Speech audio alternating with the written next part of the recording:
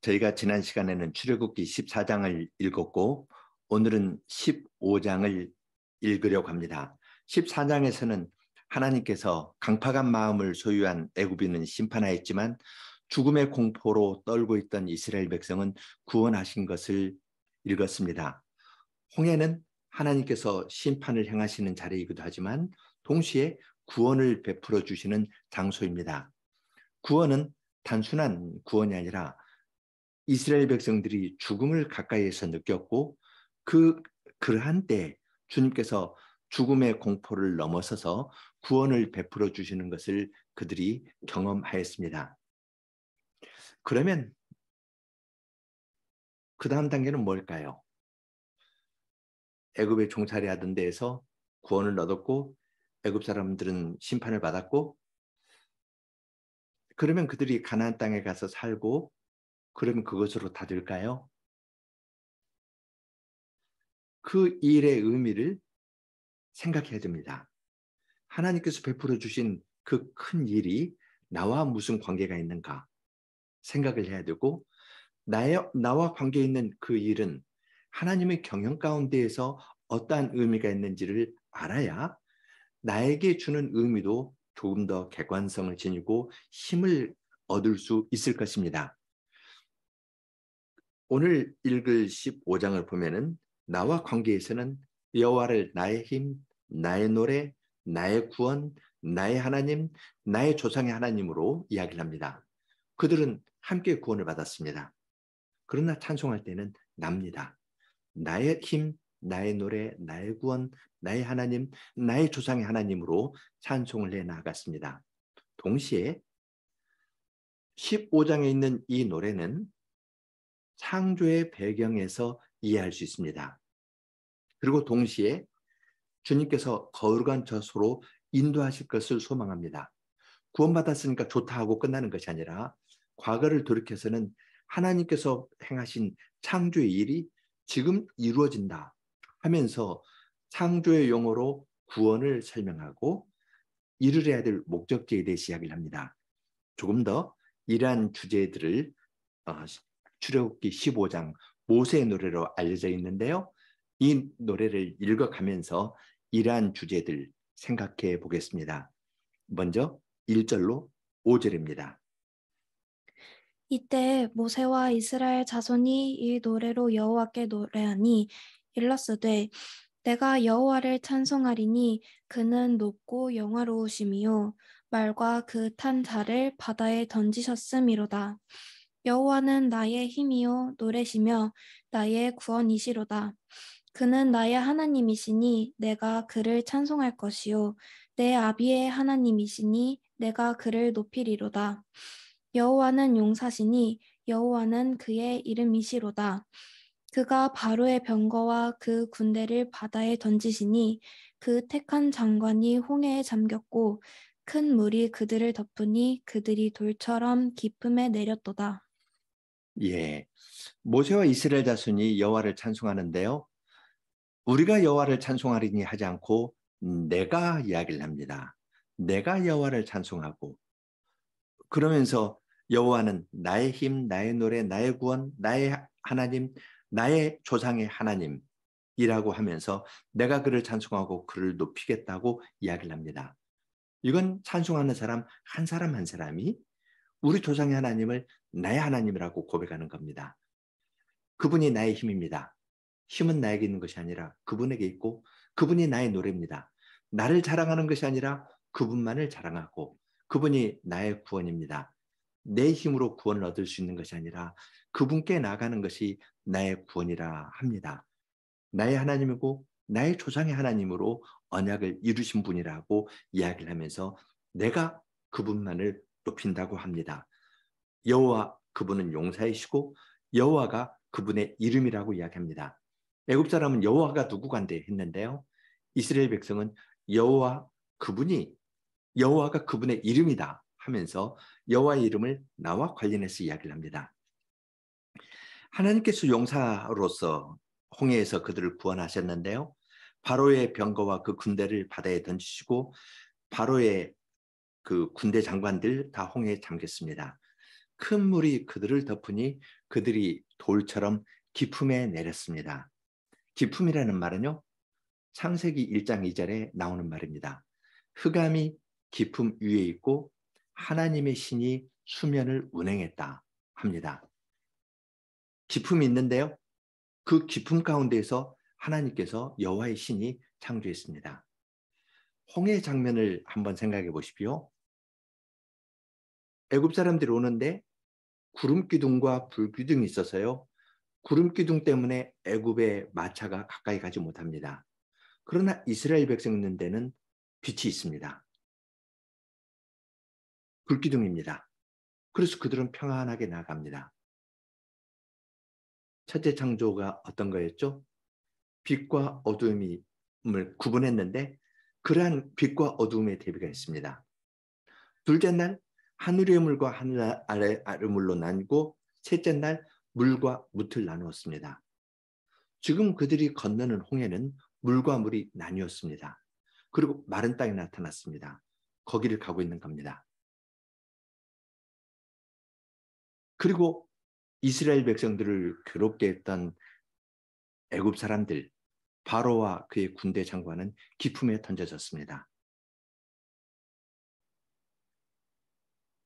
이처럼 모세의 노래는 창조의 배경에서 또한 창조의 용어를 가지고 하나님의 구원을 이야기를 합니다. 우리의 구원은 보통 일이 아니라 하나님께서 우리를 새로 지어주시는 일입니다.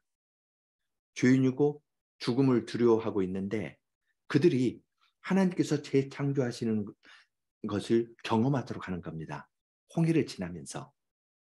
그것을 이러한 노래로 가르쳐 주십니다. 만일 의미를 배우지 못하면 홍해 건넜네? 재밌었네? 하고 끝날 겁니다.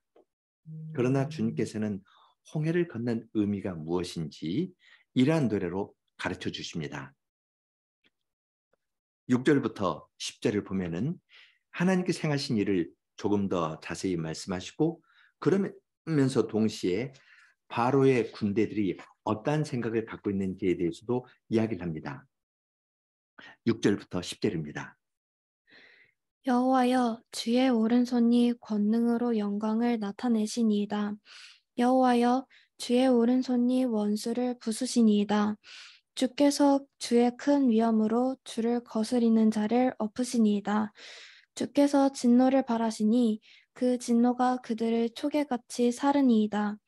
주의 콧김이 물에 쌓이되 파도가 언덕같이 일어서고 큰 물이 바다 가운데 엉기니이다. 대적의 말이 내가 쫓아 미쳐 탈취물을 나누리라. 내가 그들로 인하여 내 마음을 채우리라. 내가 내 칼을 빼리니 내 손이 그들을 멸하리라 하였으나 주께서 주의 바람을 일으키심에 바다가 그들을 덮으니 그들이 흉흉한 물에 납같이 잠겼나이다. 같은 말을 두 번 반복하면 더 힘이 나는데요. 여호와여 주의 오른손이, 여호와여 주의 오른손이 두 번 반복합니다. 하나님께서 그 주님의 오른손으로 큰 권능과 영광을 나타내시면서 원수를 부수셨습니다. 주님을 거스르는 자들을 주님께서 엎으셨는데요. 주님께서 하니까 분노의 콧김을 바라니까 그들이 초기같이 다 불살라졌다고 이야기를 합니다. 물에 잠겼는데요. 초기같이 불살라졌다고 이야기합니다. 물로 인한 심판과 이 불로 말미암은 심판을 함께 이야기를 합니다. 완벽한 심판이고 피할 수가 없습니다. 우리는 출애굽기 14장에서 하나님께서 밤에 동풍을 보내서 홍해를 가르고 땅이 마르게 했다 했는데요. 여기에서는 주의 콧김이라 했습니다. 밤에 불어오는 그 동풍을 하나님의 분노의 콧김으로 표현했습니다. 하나님께서 하니까 홍해물이 쌓이고 파도가 언덕같이 이렇게 일어납니다. 그리고 큰 물이 바다 가운데 엉겼습니다. 마치 콘크리트 벽처럼요. 처음에는 이렇게 콘크리트 타설한다 그러죠. 했는데 이것이 굳어지는 것처럼 바닷물이 이렇게 일어나더니 굳어졌습니다. 그리고 그 사이는 마른 땅이 되어가지고 그들이 갑니다. 그렇게 이스라엘 백성들이 가니까 대적들이 어떤 반응을 보이는데요. 내가 쫓아 미쳐 탈취문을 나누겠다. 내 마음을 채우겠다. 내 칼을 빼겠다. 내 손이 그들을 멸하겠다 하면서 이야기를 합니다. 그들도 나 이야기를 하거든요. 이스라엘 백성이 하나님을 나의 구원, 나의 찬송, 나의 힘이라고 노래하는 것과는 크게 다릅니다. 대비가 됩니다. 이들은 탈취물을 나누겠다 합니다. 전에는 어서 나가주십시오 하고 예물을 주어서 보냈는데 그거 빼앗고 그들에 대한 자기들의 미움을 가득 채우겠다 합니다. 내 마음을 채운다. 탈취물을 빼앗는 정도가 아니라 그놈들 그냥 밟아버려가지고 내 욕망을 마음껏 채우겠다고 이야기를 합니다. 그 마음을 채우는 것은 뭐냐면 내 손이 그들을 멸하리라고 합니다. 이 미움이라는 것을 이렇게 부추겨 세우는 겁니다. 미움은 전파되는 거거든요.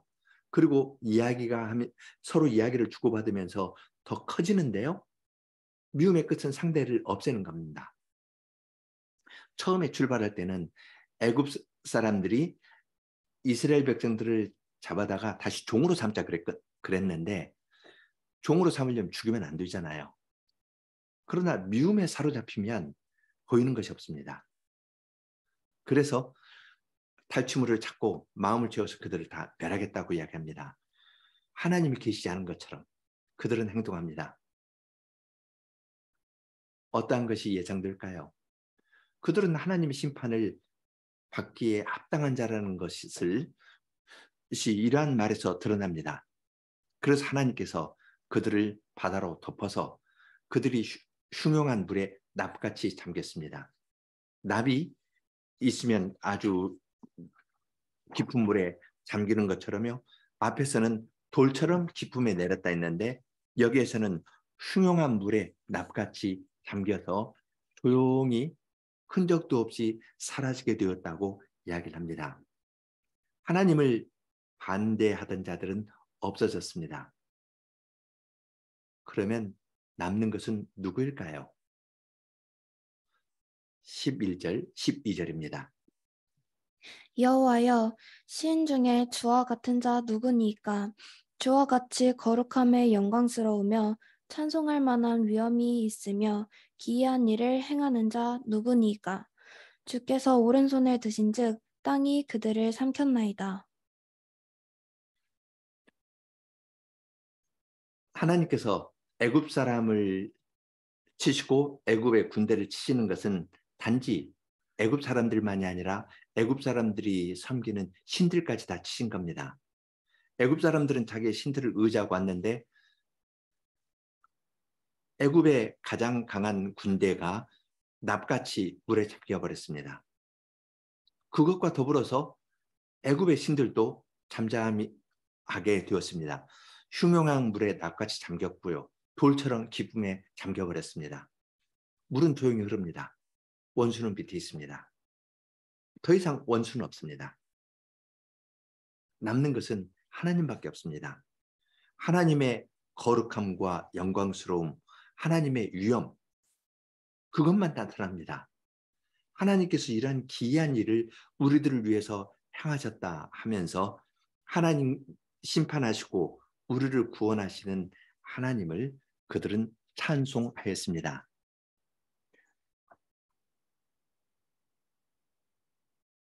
여기까지 해도 될 텐데요.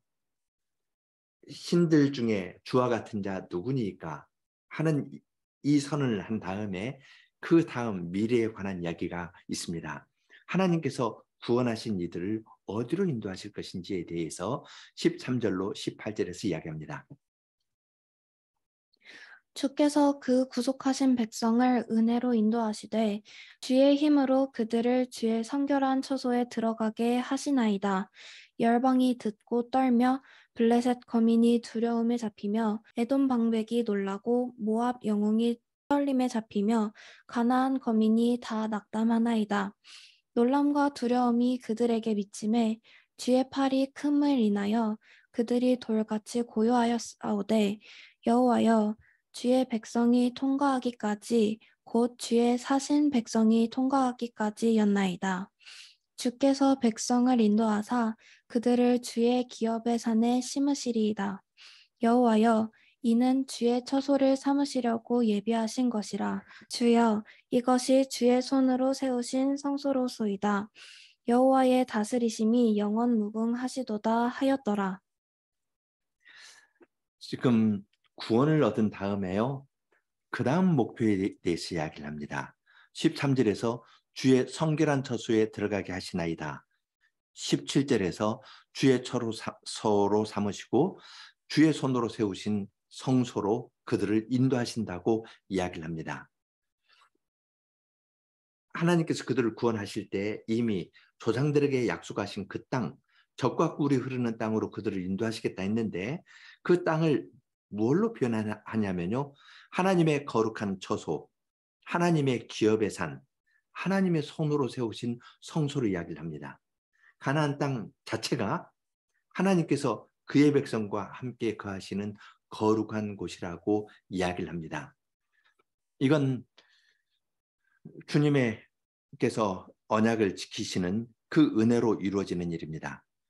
주님께서 이스라엘 백성을 구속해 내시고 그들을 안고서 거룩한 처소로 인도해 나가실 텐데 그 과정에는 에돔이나 모압이나 가나안 거민들 그 사는 데를 지나가기도 하고 그들 안에서 땅을 얻기도 할 겁니다. 에돔과 모압 땅을 지나서 이 가나안 땅에 이르게 될 텐데요. 가나안 땅에 이르기까지의 그 모든 거민들이 홍해의 이야기를 듣고 하나님께서 홍해를 가르신 이야기를 듣고 그들이 놀랬습니다. 낙담하고 두려움에 떨고 그의 백성이 지나갈 때까지 그들은 고요할 것이라고 이야기를 했습니다. 바로의 군대가 홍해에 잠겨서 고요한 것처럼 앞으로 지나갈 다른 나라, 블레셋이나 에돔이나 모압이나 가나안 거민들도 이 소식을 듣고 애굽 사람이 홍해에서 고요한 것처럼 그들도 고요해졌다고 이야기를 합니다. 하나님께서 지금 구원을 베풀어 주셨지만 다른 앞으로 있을 민족에 대해서도 구원을 베풀어 주시고 그래서 그들이 결국 하나님의 기업의 산에 이르게 될 겁니다. 결론은 하나님의 다스리심입니다. 하나님께서 거기에서 그들을 영원히 다스릴 것이니까 그들은 그 하나님을 섬기고 하나님께 예배하고 경배하면서 사는 것이 마땅하다고 고백하는 것입니다.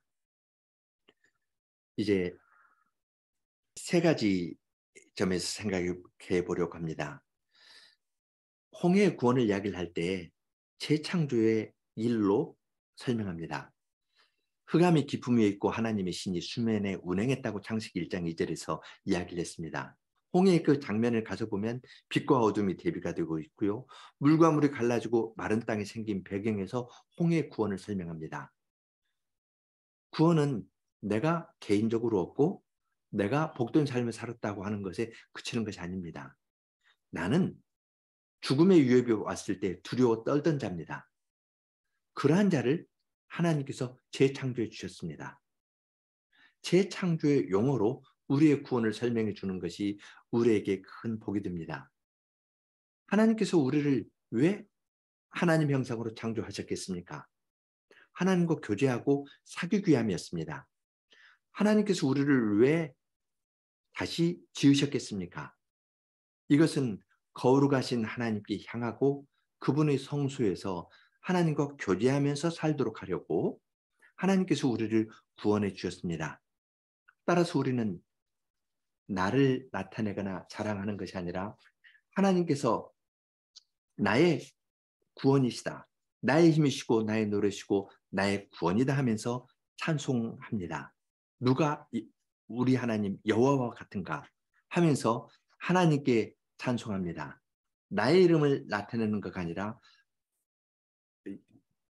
여호와는 그의 이름이다 하면서 하나님만을 높이면서 사는 데에 이르게 됩니다. 나만 아니라 함께 구원을 받은 모든 사람을 주님께서 새로운 성소로 인도하실 겁니다. 옆에 있는 사람은 나와 다른 점이 있지만 그런 하나님께서 나에게 구원을 베풀어 주신 것처럼 옆에 있는 사람에게도 구원을 베풀어 주셔서 함께 여호와의 기업의 산으로 우리를 옮겨갈 것입니다. 그러한 구원의 사실을 생각하면서 우리는 모세의 노래를 부릅니다. 하나님께서 행하신 이 큰 구원의 일이 있기 때문에 모세의 노래는 이사야서 51장 9절 10절 혹은 요한계시록 15장 3절 4절 같은 데에서 하나님께서 베풀어 주신 구원을 노래할 때 그대로 인용이 되었습니다. 요한계시록 15장 3절 4절을 읽겠습니다. 하나님의 종 모세의 노래 어린 양의 노래를 불러 가로되, 모세의 노래를요 어린 양의 노래로 이야기를 합니다. 어린 양이 우리를 구원하신 것하고 모세를 통해서 구원하신 것하고 내용이 같고 지향점이 같기 때문에 하나님의 종 모세의 노래 곧 어린 양의 노래라고 이야기를 합니다. 계속 보겠습니다.